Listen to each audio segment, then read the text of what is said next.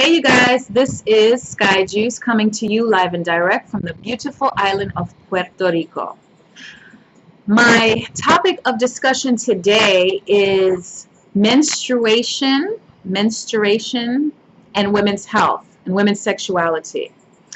Yesterday I was watching on YouTube a video about some African tribal stay where it's like a swap where a woman from Europe goes into Africa and helps and lives there for like a month. And they have a series of them, so they're different people going to different villages. But in this particular one episode that I watched, the woman, while in the tribe, and it was an indigenous tribe, I'm not sure the name of the tribe, but they were very what is the word? Indigenous. She got her cycle. And when she got her cycle, the elder mama tells her that she can't cook, clean, fish.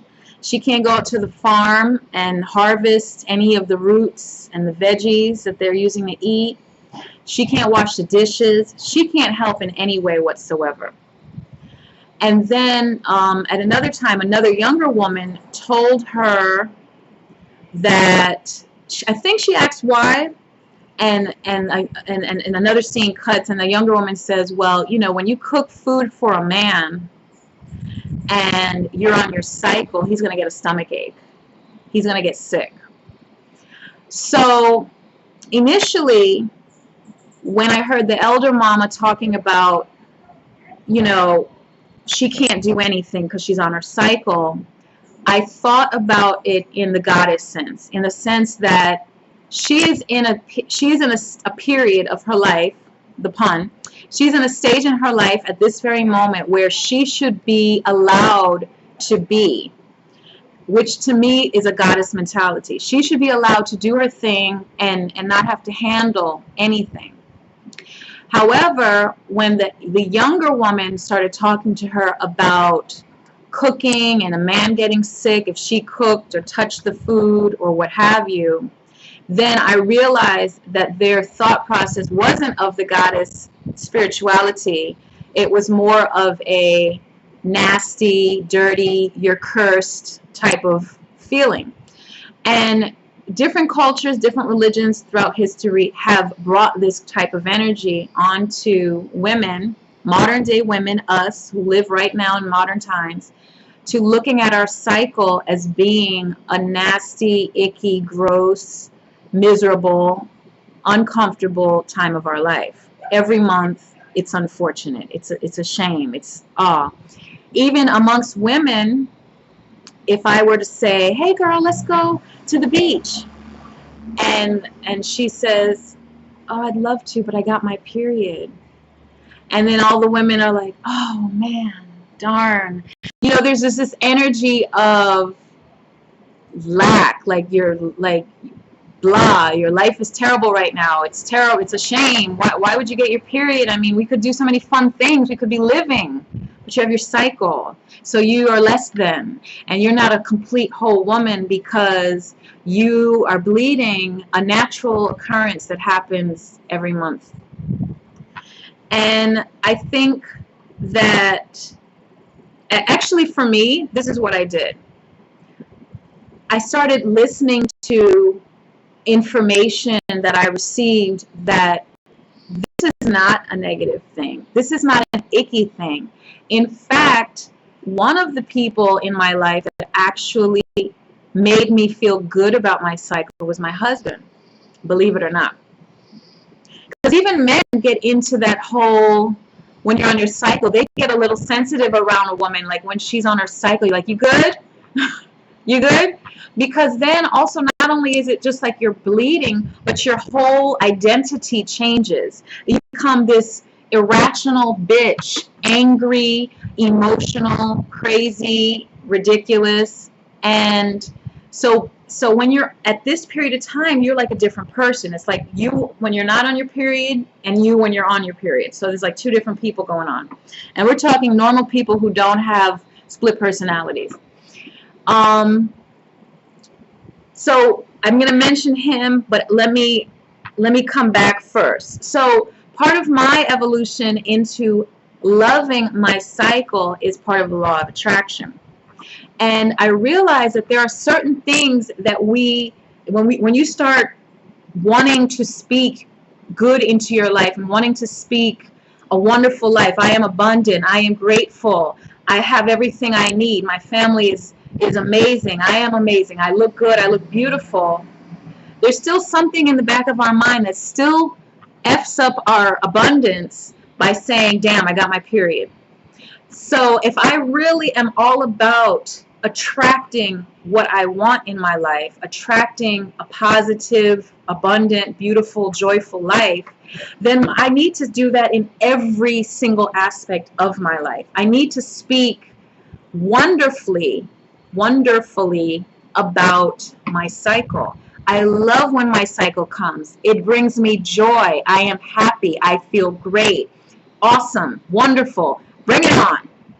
Because this is how we can change our psyche to thinking like this is not a bad thing. There's nothing wrong with this. Nothing. Another aspect of it is our diet. Okay?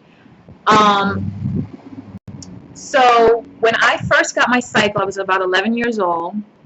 And for those first few years, and I don't know if this is just what happens when you're a young girl, but I doubt it.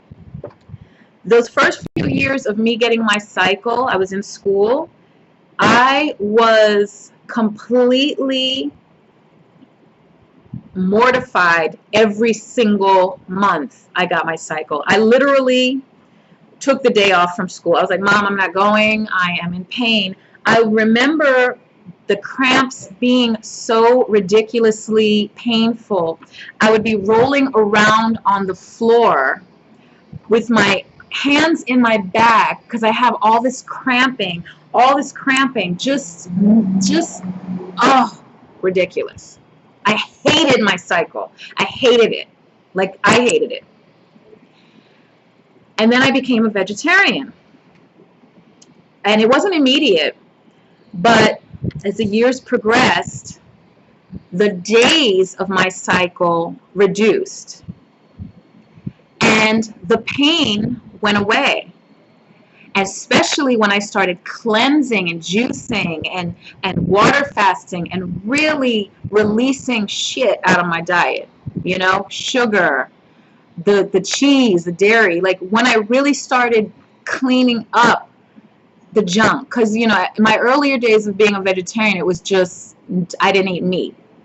But there are levels and grades of holistic eating. And so it came to a point when I didn't even feel a thing. I just knew I had it, and that it is what it is. And I think that part of my hatred to my cycle was the fact that I was PMSing. I was bloated. I felt sick. I felt raw. Like, don't touch me. I really did have this moment of, I'm not okay. And I really think that it's our diet that's screwing us up. It's our health. This is not a phenomenon that's beyond. It's just like how people go to the hospital when they're having a baby. This is not a life-threatening thing. This is like a process. The baby comes out. If you're in the woods, the baby's going to come out regardless. You don't need stethoscope or nothing. It's going to happen. So cleaning up my diet and getting more strict and more discipline is the word on how to eat and be well also transformed how I dealt with my period. Coming to, I mean, I have like so many stories. I hope it's not too long, but it's just these thoughts that come to my mind. So meanwhile, I get into these relationships, right? I have children with previous relationships, and I meet this man who I'm currently with. And previously, sexuality and period, sex and period, just absolutely not. There's, you know why? Well, there's a lot of reasons why, but it comes from the conditioning that just came with the whole mess of it, the cursed mess. She's on her cycle, don't touch her, we're just going to cuddle. Maybe some couples, they sleep in separate beds, you know, so the intimacy, it just shuts off, like the TV is off, we're fasting, we're not doing that, we're not going there, there's none of that happening. And that's part of a man's education growing up as well. It could be religious, cultural, it could be how his homeboys feel, it could be how his dad feels. My partner, actually, his father educated him like it was okay, it's all good, ain't nothing different. And he made me comfortable for having sex during my cycle. And I know a lot of people are like, oh my gosh, but I just want to talk about it because really nothing changes. A dark towel is all you need, and it's all good. You know, nothing changes differently. You're still wet, you're still juicy, it's all good. There's no odor. Where do people come with that? There's no odor. Sex off your cycle has its own essence to it, and on your cycle it has it's a different essence. I mean, it might not be your thing, and I'm not trying to convert people into it. I'm just speaking to the shaming of something that naturally happens to our body, and I don't really think that it's valid. It's just not valid to me. It's not there. A natural thing that happens to a woman is not a curse ever. Okay. I did have some notes though. The heaviness. That's my last point. The heaviness. A lot of women have this super heavy 7 days, 10 days, 14 days cycle that is absolutely unnecessary. Now, I have read in places that the menstrual cycle is unnatural, like bleeding period is unnatural.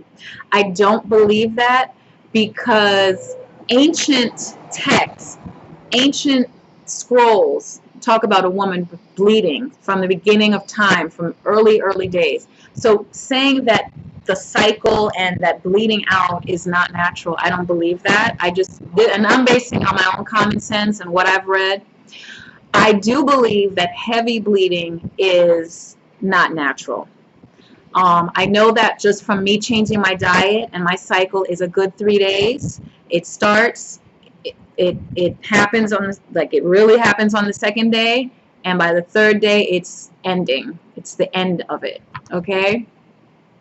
And I just want to give you a little common sense picture of what is going on during that actual time and why people think that 7 days makes any sense. So during the 28-day cycle, a little tent is formed in the womb, a little sheath. It's a little, and I mean it's like really tiny. Okay, a little bag is created with the intent that the possibility in the cervix, because the cervix is open here. Oh, let me go up. Cervix is open here, and this little tent is inside, the little hole right on the bottom. And inside here is the egg is sitting there like, holla. And every month, a woman is prepared to get pregnant. And if Sammys get up in there and get to that egg, which they have to overcome a whole lot, then the miracle of life happens. So it doesn't happen. And this sheath tent breaks down. Some of it is reabsorbed into the body, and then some of it comes out. Now, interestingly enough, I don't even have it in front of me. The menstrual cup, which is a beautiful tool that I use and sell, collects the blood that is coming out of my body at that time. When you really think about this little tent releasing from you, reabsorbing and also releasing out, why are you bleeding out so much? That's called hemorrhaging. That the amount of blood that's going on in that area is only a few ounces, and that is a lot, actually. That's actually a lot. I think that when women are bleeding like heavy, when people say they have heavy cycles, and it's just like pads and pads and heavy, that is, they're not having the process is overcompensated. They're detoxing.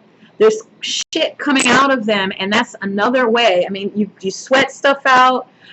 Stuff comes out through your saliva, through urine, defecate. I mean, but this is another way the body's like, get this shit out of me.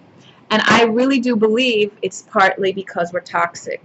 If you're bleeding out, I guarantee you, if you change the way you eat and do a really good 90-day transformation on how you take care of yourself, how you handle your body, I guarantee your cycle is going to drop down by days. I guarantee it. I guarantee it.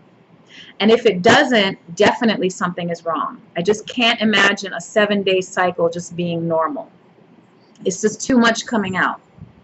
So that is my thought on menstruation, our period, and sexuality in women's health. I probably have more thoughts about it, but I definitely think that we as women, because I really feel like that's who I'm talking to here, we as women need to reevaluate how we think about something that is natural and beautiful. And this process is the part of the process that is part of us having babies and not having babies. We also have to give thanks for not having babies. We don't have to have babies all the time. That is not the only reason why we're here. Number one. Number two, I lost my thought. I had a good thought coming. Boom. I need to eat something. Anyway, I'll come back with it when I think about it. I'll post it if I remember. But anyway, you guys have a great day. Let me know what you think. I have no problem if you have an alternative opinion. I welcome the conversation. And I love the talk. I love. I gotta show you something. Real quick. You gotta get this book. My friend lent it to me. Cunt. I didn't even start reading the whole thing, but just the thought of it, I love it. So I'm reading that now amongst all the other books that I'm reading, and I'm talking too much. So talk to you later, y'all. Peace.